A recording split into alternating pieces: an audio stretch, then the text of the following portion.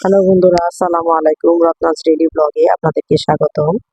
আজকে আপনাদের সাথে মেশিন পরিচয় করিয়ে দিব, একটা আলামিন মামার হাত মেশিন। দেখেন, জাদু মেশিনের মতো কাজ করছে।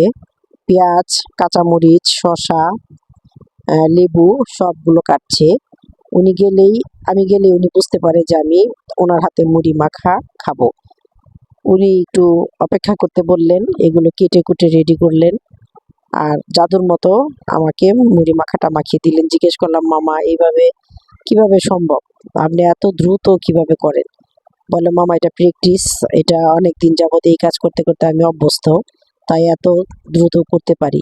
তো মজা করে মুড়ি মাখাটা মাখিয়ে দিল। মুড়ি মাখাটা অনেক মজা হয়েছিল। ওনার সাথে কথা বললে ভালো লাগলো। আর বললাম, মামার অনারে আপনারা একটা সাবস্ক্রাইব করে দিবেন, লাইক শেয়ার কমেন্ট করবেন। কেমন লাগলো ভিডিওটা আপনাদের?